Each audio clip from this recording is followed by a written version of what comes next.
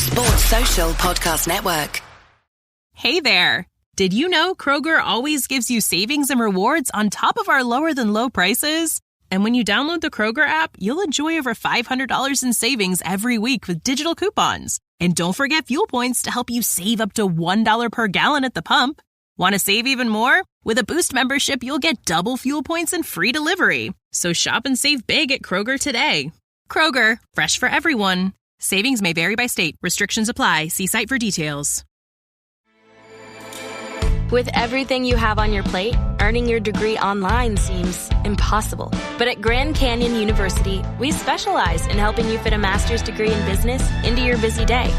Your graduation team, led by your own GCU counselor, provides you with the personal support you need to succeed.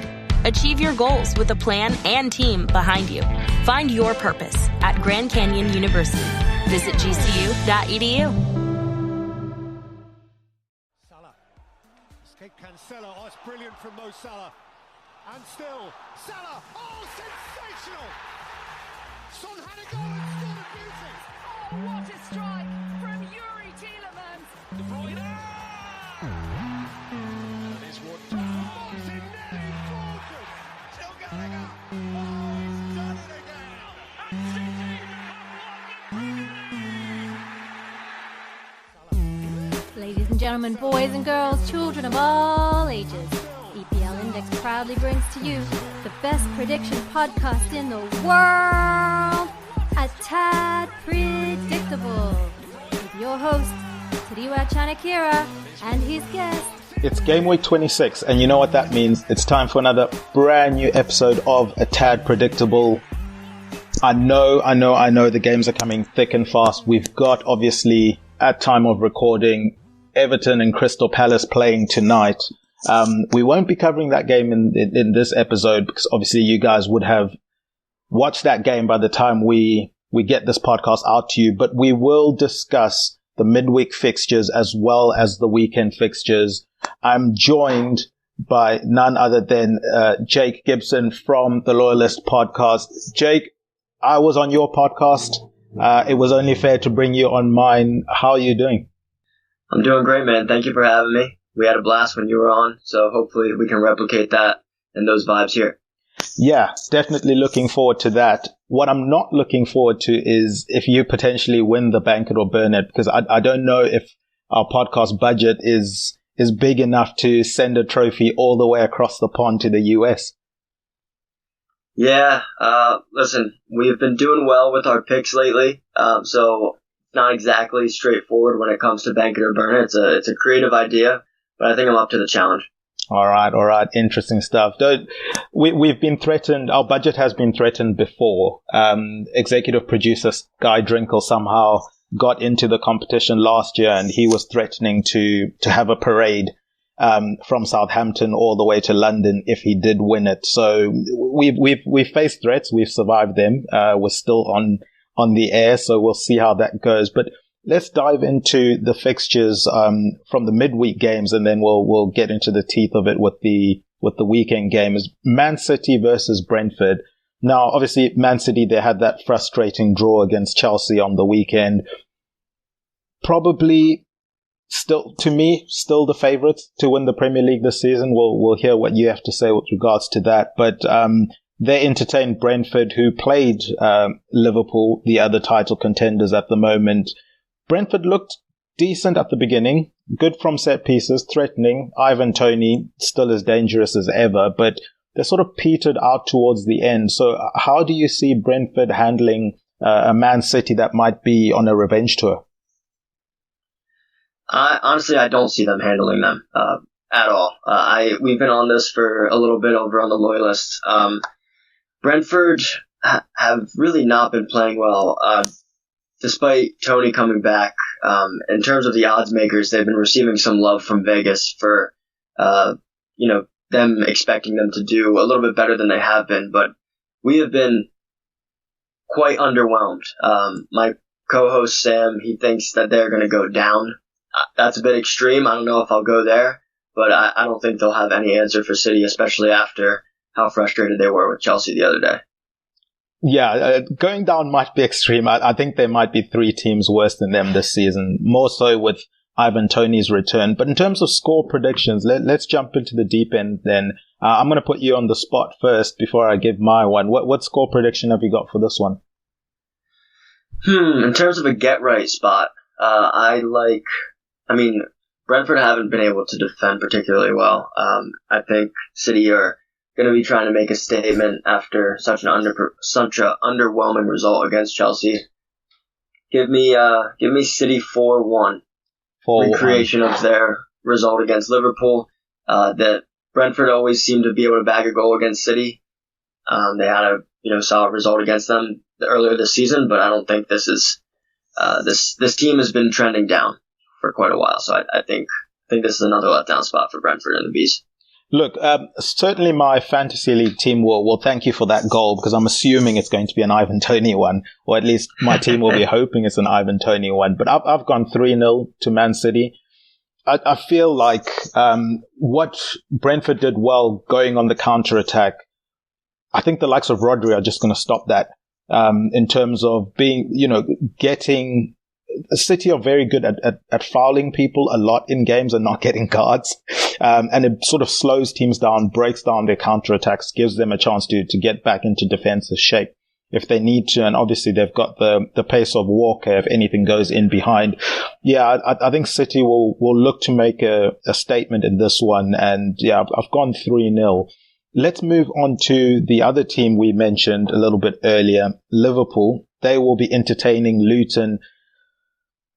Luton against Man United put in a shift, looked threatening for majority of that game, but didn't have that end product. How do you think their legs are going to be in this one, traveling to Anfield? If this was at Kenilworth Road, I would give them a real chance to get a result here. But Anfield just has been quite a fortress, especially since Klopp has announced that he won't be returning after the season. I don't anticipate this being different. However, I am worried about Liverpool. I'm sorry to say that. I know you're a big fan, but long term, the injury bug is very real. I don't know, that game against City is looming. I don't know that they can continue to get results sustainably with Alisson and Trent out. And other guys like Szoboszlai and Jota now. I'm not sure about their long-term success, but as it pertains to this week, I like them against Luton. Yeah, I think I'm one of those Liverpool fans that certainly gets in trouble for being maybe slightly too objective. Part and parcel of the role of being a host of this podcast, I believe. But I don't have sympathy for Liverpool when it comes to these injuries at the moment, because if you look at near the beginning of the season, Simon Brandish tweeted at the time, and he's a well-renowned sports scientist, works within football, and he mentioned that back in, I think it was November time, Dominic Szoboszlai had played 70% of his average minutes that he plays within a season, and we had only gotten through 40% of Liverpool's season. And you see that with a lot of the players in Liverpool's squad at the moment, they've maxed out their career averages already. It's not a recipe for long-term success, in my opinion, when you consider a lot of the business gets done towards the end of the season. That's where the trophies are won. And when you've already burnt your squad out by the time it gets to that stage of the season, I'm not surprised there are injuries happening. I'm not surprised there's a Trent getting injured when he's playing way more than he should have been when you had a Conor Bradley in your team. Robertson comes back from injury. He's already starting when Gomez has been playing really well. I won't be surprised if Robertson plays way too many minutes going forward again. So these injuries, obviously the Jota one, it seems more like an impact injury than necessarily overplaying him. So there you can sympathize with Liverpool. But with the likes of the Szoboszlais, etc., I struggle to have sympathy with Klopp. It's been known, in my opinion, throughout Klopp's career that he does push his players to the limit when it comes to availability. And I think he just needs to be either sacrifice the cup trophies, which Liverpool haven't done. They're still in every competition at the moment, or just use your squad a bit better, and hopefully then your injuries aren't as bad. Yeah, he definitely maxes out most of his guys. I think you bring up a good point with the percentage of seasons that they've played in the past. Szoboszlai, notably, not the best track record when it comes to his health. It's interesting. Despite the injuries, I think the odds makers are putting too much value in the fact that they're still in first and technically it's in their hands. You could say the same thing about City, considering they play again despite it being at Anfield. But right now, City are the current odds-on favorite to win the Premier League at minus 120 negative odds. So that's about 10 to 8. Meanwhile, Liverpool are plus 175, which is 1.75 to 1. And then Arsenal are just over 4 to 1, which I don't know, you say you're more of an objective Liverpool fan. I definitely get that vibe. Would you say it's fair for Liverpool to be that heavily favored over Arsenal just because maybe they've done it before? I think the odds makers have looked at the fixtures and surmised that Liverpool probably have the easier run in. If you look at the big games that Liverpool have, a lot of them are at home. So I think that's probably what's been factored in more predominantly than the current injury situation for Liverpool. Yeah, that's a good point. Yeah, they don't have, when you compare them to City's run-in and as well as Arsenal's, it's quite a bit easier, the set of fixtures. But I'm very excited for the rest of the season. I think it's very much a three-horse race. After we had Neil Atkinson of the Anfield Wrap on our pod, he said nobody's worried about the Gunners, but I'm glad to say as an Arsenal fan that's not the case anymore. No, Arsenal have certainly made a statement, and we are going to be getting them in due course. But let's tie up this Luton-Liverpool game. Look, Luton, if they had a week to prepare, that's another thing that I'd factor in. I just don't know if they have the squad depth to go again in another intense game where they're going to be required to do a lot of work just to get a result. I can see Liverpool trying to control this game. I've gone 2-0 Liverpool. I don't think they're going to, empty the canister or the clip, so to speak. In this one, they've got the Carabao Cup final coming up over the weekend. I think they try and control the game, keep possession, and they get a 2-0 win in this one. I was actually thinking 2-0 before you even mentioned that. Ross Barkley has been playing out of his mind. Yeah. It's a shame. I don't know that he'll get an England call-up, even though I think he should.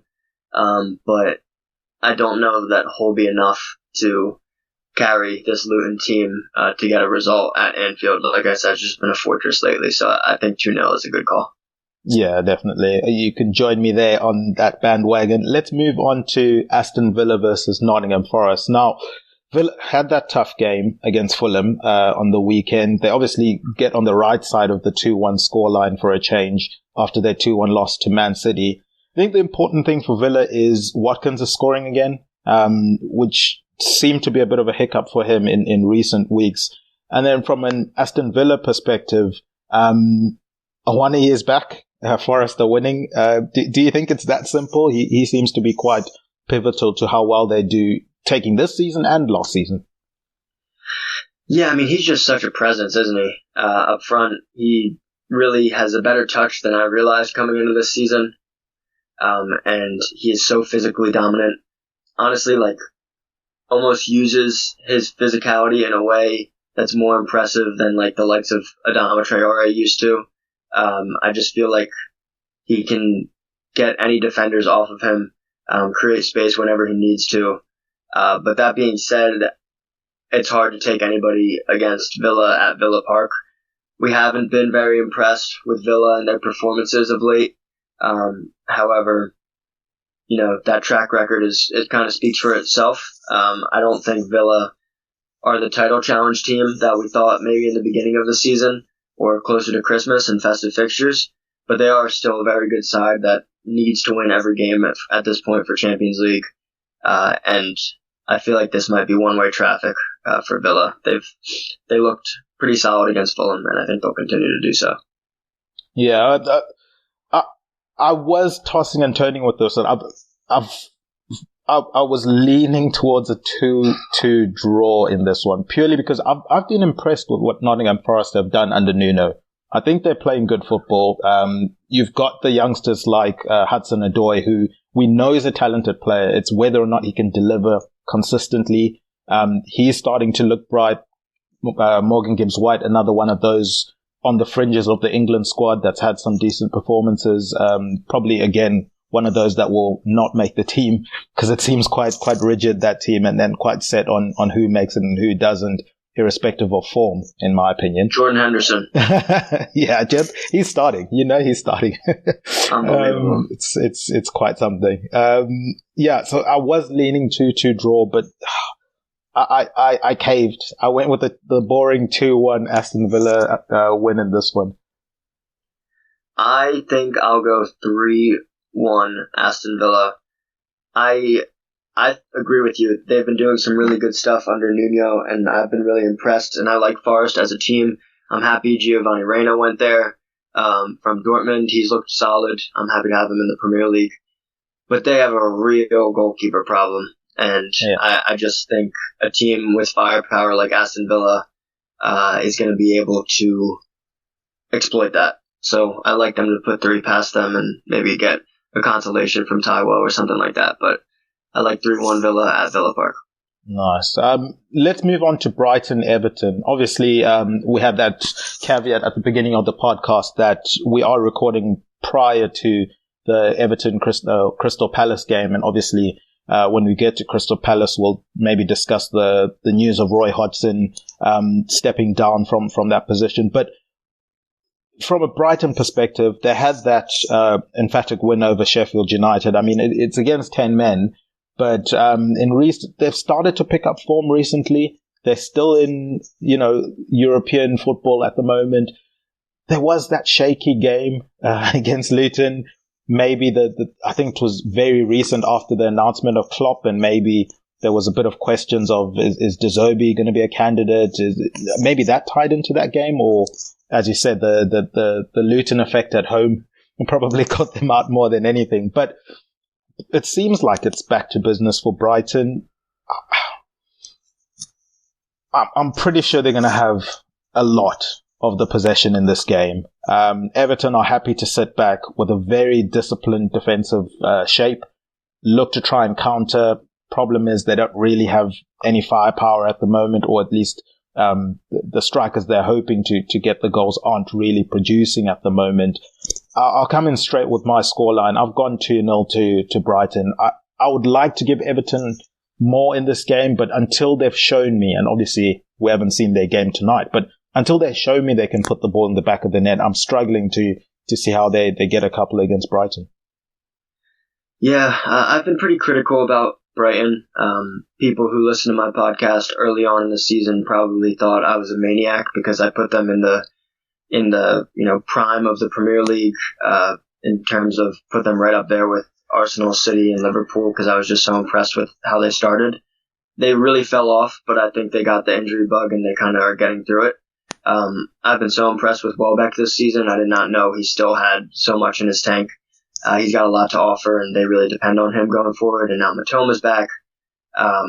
Pascal Gross just had an incredible game against Sheffield, obviously, like you said, against 10 men. But they're kind of coming into form. They played Tottenham really well a couple weeks ago, or I guess just over a week ago.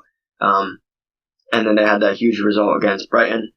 If you want to throw that Luton game away, probably, like you said, there was some stuff going on behind the scenes that maybe frightened the players, but I think this should be Brighton. As much as I like this Everton team, they haven't shown me enough for me to not hold them accountable, and the fact that they just haven't been very good. I was very confident that they would stay up despite the 10-point deduction, but I'm not so confident in that anymore. Yeah, unfortunately for the Toffees, I think this is Brighton as well. I'll go 1-0. 1-0 to Brighton, that one. And the fixture list has been quite kind to us in that Crystal Palace is the next game we discuss, so we can sort of tie that fixture into a nice bow, the one that's on tonight.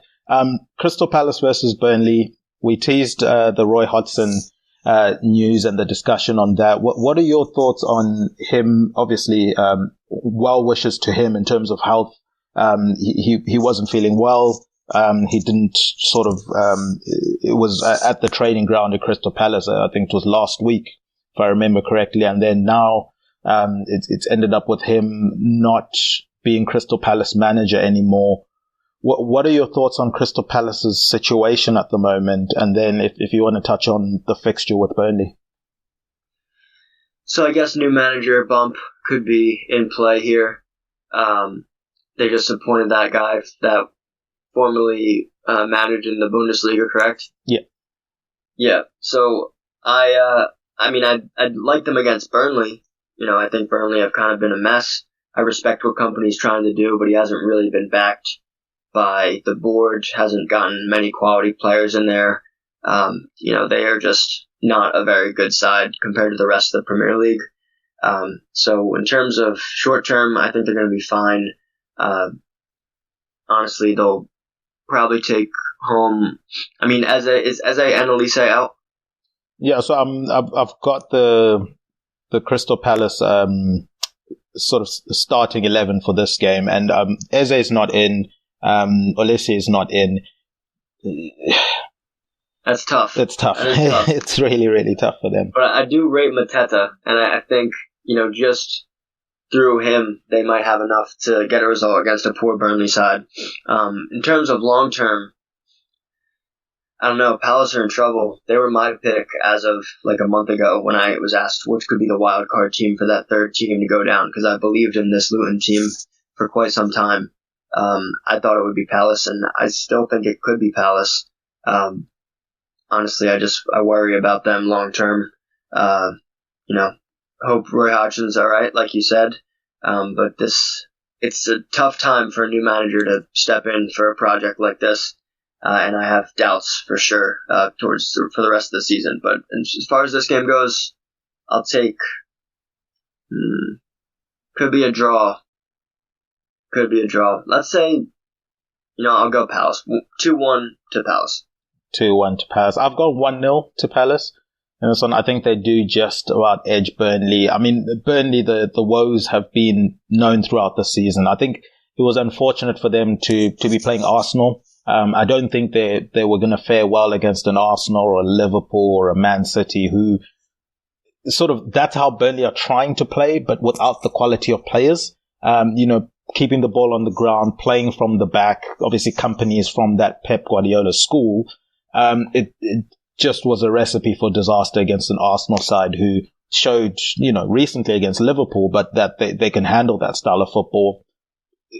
Imagine Burnley trying to come in and try and replicate that. It just didn't work out for them. So yeah, either of these teams will be hoping to get a win, because it's probably the proverbial 6-pointer, as people like to say.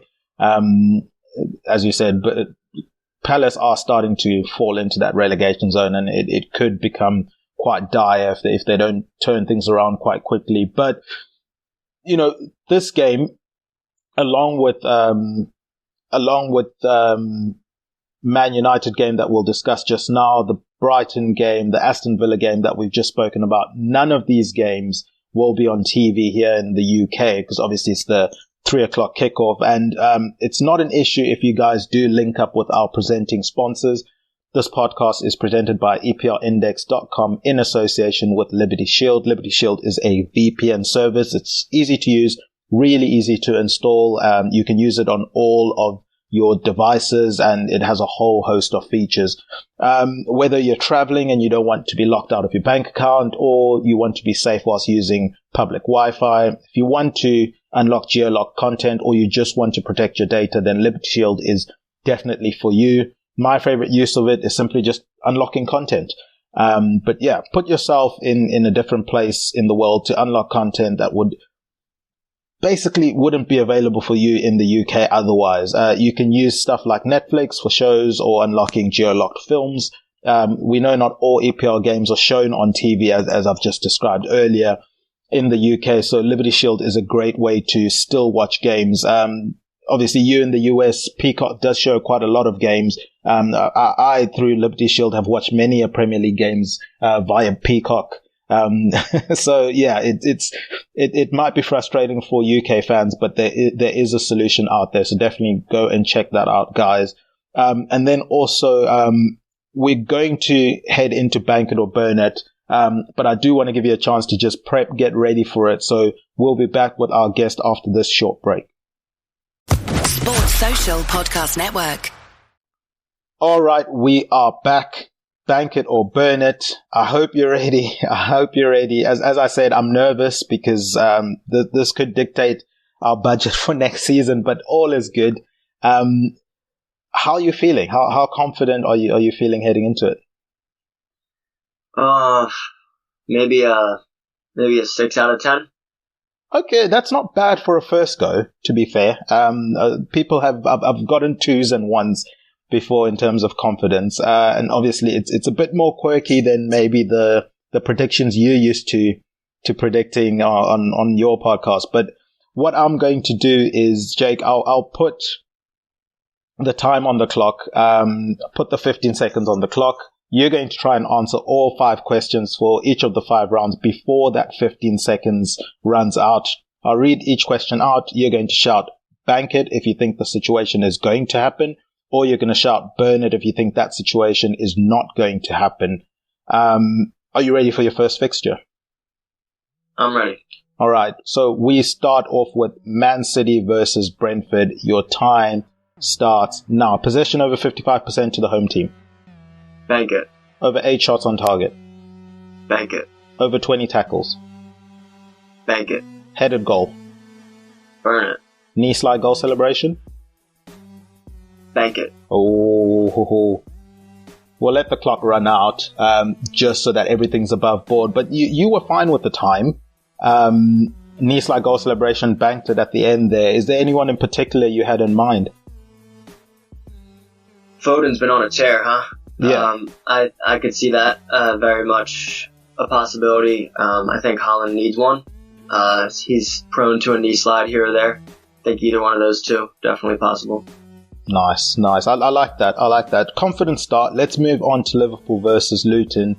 Your time starts now. Possession over 55% to the home team. This is so tough. It's going to be right around there. I'll say bank it. Over 8 shots on target. Bank it. Over 20 tackles. Burn it. Headed goal. Burn it. Knee slide goal celebration. Burn it. Just got there in time. All right, let's move on to Aston Villa versus Nottingham Forest. Obviously, this game you've predicted a 3-1 scoreline, so we'll see how that factors into things. I'll start the clock. Your time starts now. Possession over 55% to the home team. Burn it. Over 8 shots on target. Bank it. Over 20 tackles. Bank it. Headed goal. Bank it. Knee slide goal celebration. Burn it. Nicely done. All right. Let's move on to, let me just reset the timer. Brighton versus Everton. Your time starts now. Over 55% to the home team. Bank it. Over 8 shots on target. Burn it. Over 20 tackles. Bank it. Headed goal. Burn it. Knee slide goal celebration. Burn it. Nicely done. All right, let's head over to the last game for this one. Your first efforts at Bank It or Burn It. I think you've done quite well so far. Crystal Palace versus Burnley. Your time starts now. Possession over 55% to the home team. Burn it. Over 8 shots on target. Burn it. Over 20 tackles. Bank it. Headed goal. Bank it. Mateta. Knee slide goal celebration. Burn it. I was literally thinking Mateta when I said headed goal. I was like, oh, he's definitely banking that. I know you're a huge Mateta fan. But yeah, I thought that was pretty good. How do you feel you did? I guess we'll see this weekend. I'm a little bit dubious on some of those, but we'll see. For my first go, I'm proud of that. All right. We will definitely see and we will report back to our listeners next week.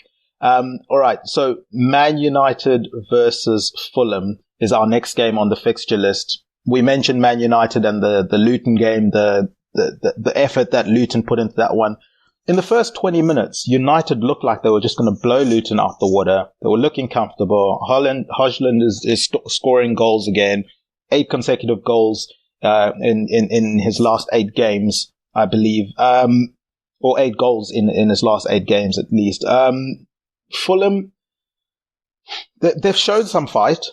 They seem to have dusted off the disappointment of obviously not making the final of the Carabao Cup that's coming up this weekend. But not having Broja, not having Jimenez, it's making things a bit tough for them. So I'm sure for their sake, they're going to be sweating over the fitness of Broja. They're going to need him in a game like this against Man United, where they're going to need to be clinical, probably going to try and play a counter-attacking game against a team that loves playing counter-attack. But I don't know if Old Trafford will allow Man United to play counter-attack football against Fulham at home. How do you see this game going? I so badly want to take Fulham because this Manchester United team has not been very good for quite a while. Yeah. And I think the media is just loving the fact that they can praise them over getting results when we have been pounding the table over on the Loyalist podcast. It's just not sustainable. All of their, you look at their 2 goals, they are so fluky. Nothing is well worked. I don't see that Ten Hag is this master tactician. I'm sorry, Manchester United fans that listen to A Tad Predictable, but it's hard to watch as an opposing fan with friends who are Manchester United fans because I just don't think this side is very good. Casemiro is so washed. And if Jimenez was in, and if this wasn't at Old Trafford, I would absolutely be taking Fulham. But it's not, and he's not. So I think probably 3-2, Man U.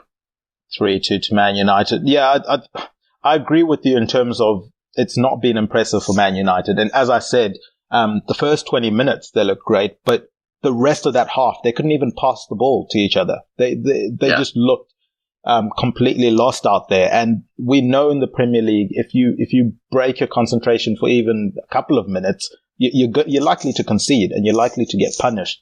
I would have liked Fulham to have a bit more firepower in this game to feel confident going with maybe them, eking out a draw in this one. But I've gone 2-1 to Man United. I think Fulham will still make it tough for United. I think they'll get opportunities on the counter-attack. Whether or not they're clinical enough, I don't know with the personnel that they have. And I'm caveating this with Broja not necessarily getting the full 90, even if he does get to come back in this one. So, yeah, I've gone 2-1. Again, it will be another win for Man United, which I guess that's all they care about at the moment. But they'll need to fix their performances soon because they've got some games coming up where they can't afford to play for 20 minutes in a game that lasts 90 minutes, as we know, or sometimes 110 minutes in the Premier League now with some of these extra time that's been added on. Let's move on to Bournemouth and then Man City, obviously their second game of this podcast. Bournemouth, they were darlings for a little bit of a while, a couple of months back. They were winning games. They were the informed team in the Premier League. No wins in their last 5, though. It stuttered a little bit. I think they would be very disappointed that they didn't get the win against Newcastle on the weekend. They looked like they were going to edge it and conceding to Matt Ritchie, no disrespect to Matt Ritchie, but in the manner that they did, I think Bournemouth would have been quite disappointed. I'd get it if it's like a long staff going for headers and stuff like that. Okay, it's a big guy, but yeah, I think they would be quite disappointed with that. They face Man City again, a Man City that can't afford to lose games at the moment. They need to keep the pressure on the teams around them. Earlier, a couple of months back, I probably would have edged Bournemouth to get something from this game, at least a draw, just with the way they were playing. But at the moment, I think City, despite them having, played a lot of games in recent weeks, I think the likes of Haaland are slowly getting back into it. We've seen him miss a couple of chances. He's not going to miss them for too long going forward. I think this will be a come right game for Haaland and to devastating effect for Bournemouth. I've gone 3-1. Yeah, we were very big fans of Bournemouth for quite a while. Made us quite a bit from our picks. They haven't been that team. I think they desperately need Tyler Adams to get fit and integrate into the squad. My countryman, he would bring a lot to this midfield that they just don't have to offer right now. I I think City win, but I don't think it's. I mean, at this point, what do Bournemouth have to lose? I think they go out there, and it's at Bournemouth, right? At Vitality. Yeah, it is. So I think this might be a little closer than people might think, because City haven't been too convincing in the past week with that Chelsea result. So I like Bournemouth to make it a bit of a game, but I don't think they'll get a point. So I would say, I'd say 2-1 to City. I don't think they'll blow them away. Yeah, it certainly will be a test. And City can't bring sort of the wasteful City that they've been recently. They're going to need to take their chances. Right, the 8 o'clock kickoff on Sunday, or 8 o'clock here in the UK, is Arsenal versus Newcastle. I'm looking forward to a tasty game. I would have hoped Newcastle would have been in better form heading into this one, purely because Newcastle against any of the big teams seems to bring out really exciting games. We've seen what they've done in games against Man City. We saw that Liverpool game where Liverpool had to come back late in that game. Obviously, we've seen games with Arsenal where it gets a bit feisty with Newcastle in those ones. What are you anticipating? Let me give you the baton here. Arsenal versus Newcastle at the Emirates Stadium. What are you feeling? Okay, so as an Arsenal fan, I've got this one circled. I don't think there's anybody, if you go back and look, people probably don't notice if they're not Arsenal fans, but I don't think there's anybody in the Premier League manager-wise that creates extra motivation better than Mikel Arteta. If you watch that All or Nothing documentary on Amazon Prime, it shows perfectly, how much he tries to get the players to be up for games and angry and ready to go and, feel that extra urge to just dominate the other team. Newcastle, traditionally very hard game for Arsenal. Kind of a recent little rivalry of sorts. That was a ridiculous way to get our first loss of the season earlier on this year. Yeah. With that call for the eventual Harvey Elliott goal to make it 1-0. I don't think we played a win, but we definitely did not play a loss that game. I anticipate, with all the injuries that Newcastle have and the way Arsenal are coming into this game, barring any setback after the Champions League game midweek against Porto, I really think Arsenal come out and hit the ground running. I anticipate a 3-0 to the Gunners. Nice and confident. I like it. I like it when fans of respective teams are confident in this on this podcast. Look, for me with Arsenal, and I said this to a lot of Liverpool fans at the time when Arsenal beat Liverpool. And a lot of Liverpool fans retort to that was, oh, well, they're still below us in the league. Well, that type of thing. Well, it took them from third to third was what some people were saying. What they missed though is the confidence that a win like that gives a team. Arsenal, I don't think there's a player at Arsenal right now that doesn't think they're going to win every single game they go into now. There's no doubt anymore. We just beat the team on top of the league. And as you said, with Arteta, the master motivator, that's what he's going to be saying. If we beat the team that's on top of the league, who can touch us at the moment? And you can see they're playing like that. Look at the confidence. The issue was, Arsenal don't score goals. That's not been an issue recently for them. So I think more so than, it's just a win, it's just 3 points. I think what it's done is it's given Arsenal the confidence to attack games going forward. And that, to me as a Liverpool fan, was more scary than losing the 3 points. What did you give the Arsenal players going forward? And that's why Arsenal look so confident. So I think they stroll into this game with that level of confidence. We know Newcastle are struggling when it comes to controlling games at the moment. It just seems like a basketball game every time I watch a Newcastle game. It's end to end. They don't have that control, which should be disappointing when you've got the likes of Bruno Guimaraes in midfield for you. But obviously, they're missing a Sandro Tonali. They're missing the Joe Linton that was so effective for them. Those are guys, especially Sandro, that could probably control the game a bit better and help Bruno in that department. So with that lack of control, I think Arsenal's midfield is just going to dominate them. They're going to dictate the tempo of the game, and Newcastle's going to struggle with that. I can't give Arsenal the clean sheet in this one, but I've gone 3-1. I share your sentiments that they will score 3 goals, but I've gone 3-1. I think An Anthony Gordon counter-attack goal seems to be the way for Newcastle at the moment. But that sort of, how do you feel in terms of Arsenal's confidence that they gained from that Liverpool game? Tad, I understand that you want to give them a counterattack goal, but I just want to tell you, as you are an analytics podcast, Arsenal have conceded 0.28 expected goals on target over the last 3 games. The defense, this is my, I'm trying to be as objective as possible, the defense has been the best I've seen as an Arsenal fan in the past 15 years. They've been so dominant over this stretch since 2024 has started that they're not even healthy and they're playing this good. As soon as Tomiyasu, who could be active in this game, who rotates in for Ben White seamlessly, Timber is not more than a month away. Partey very much could play in this game. I mean, that's a brick wall, especially with, the banged up Newcastle. I think, like you said, they gained a lot of confidence from that Liverpool game, which wasn't really particularly close. It was 1-1 for the majority of the match, but that was a complete error. I was upset to hear the commentators blame it on Saliba not kicking it. That seems like classic old man soccer or football knowledge, saying he should just boot it as soon as he can. Like, he was shielding it. Raya has to come out there.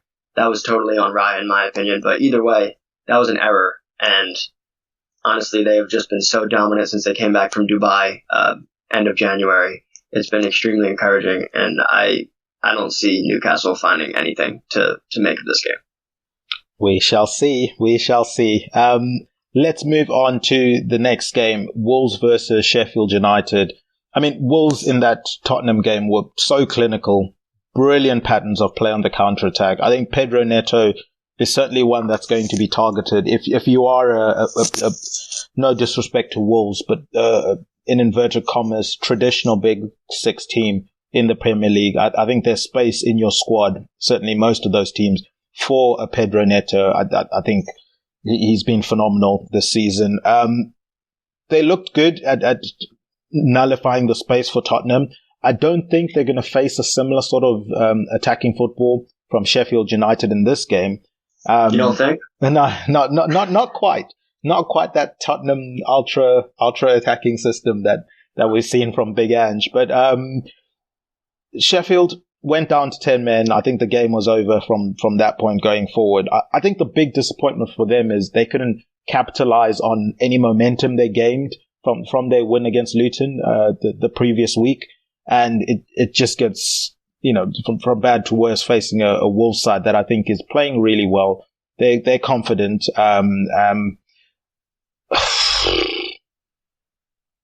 I feel bad for Sheffield United, man. I've got 3-0 here, but I don't know if I'm being too harsh. Help me out here.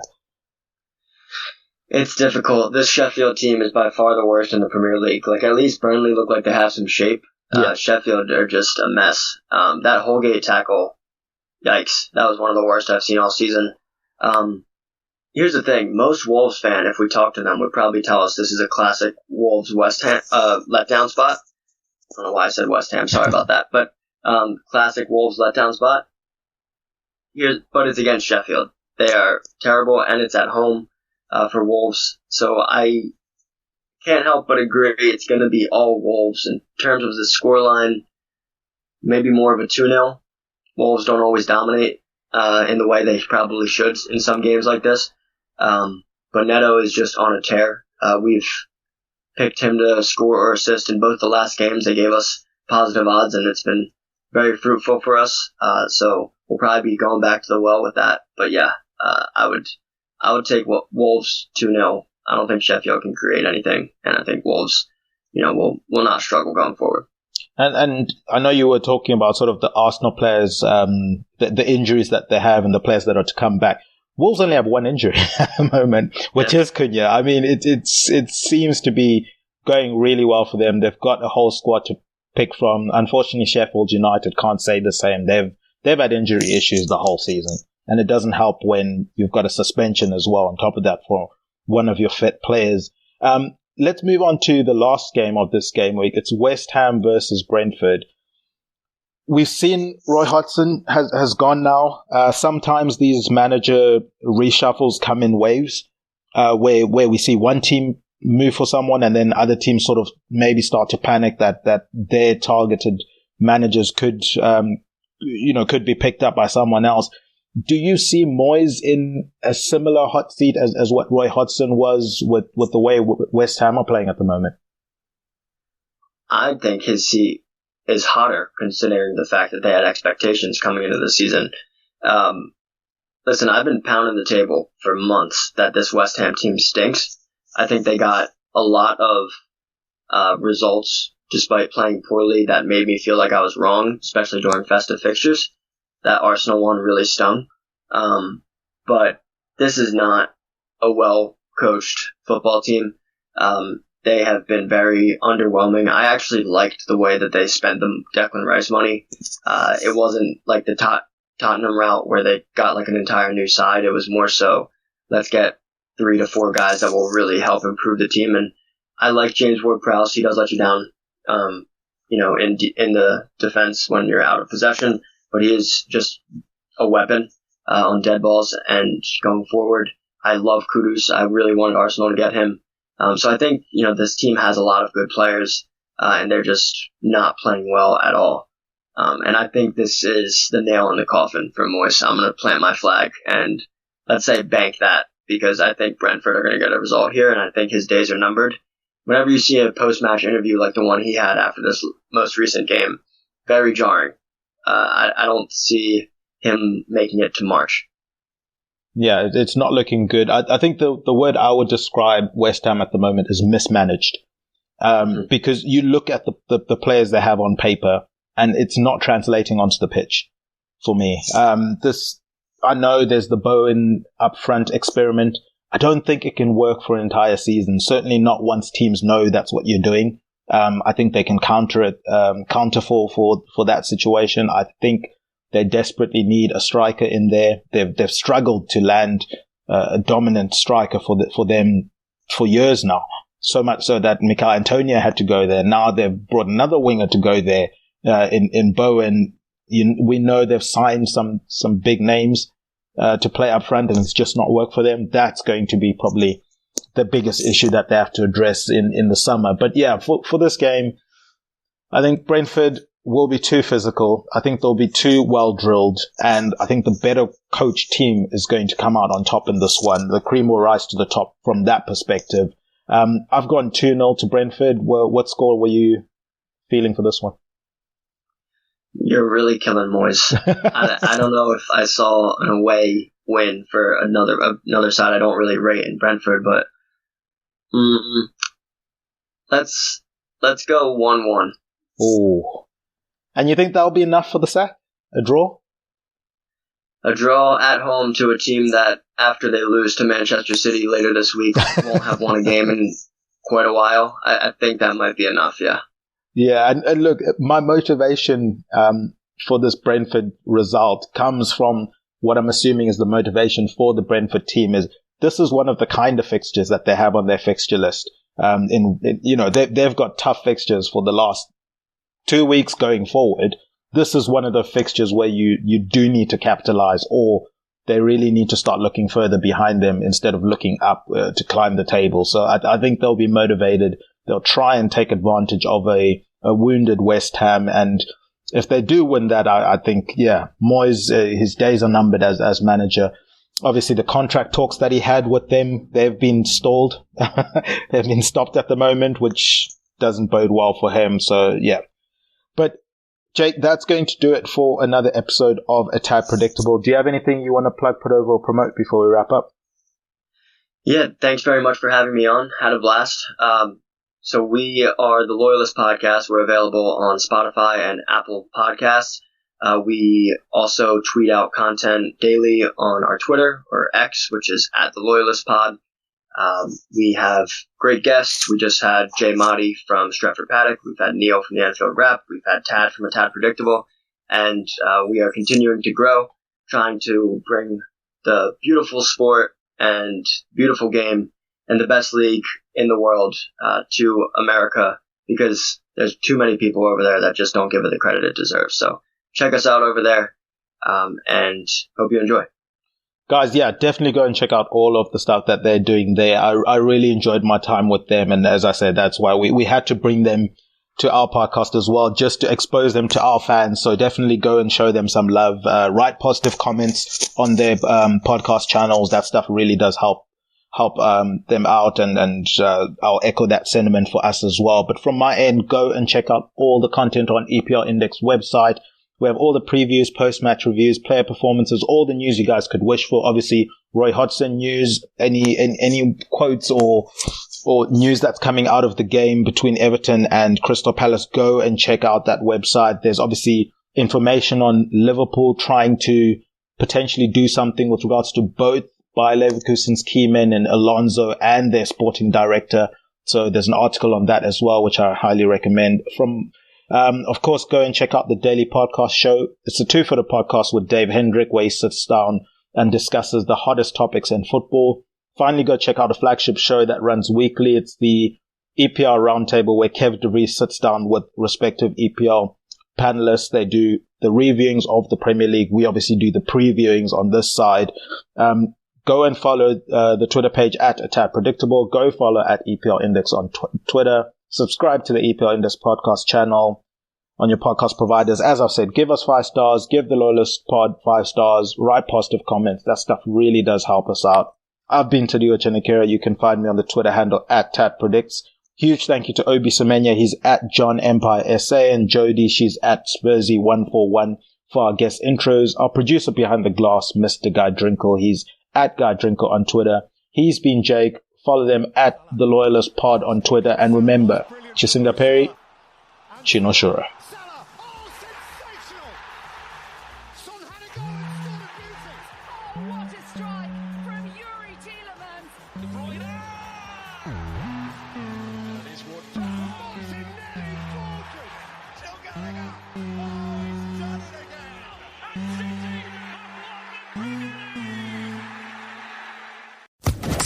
Social Podcast Network.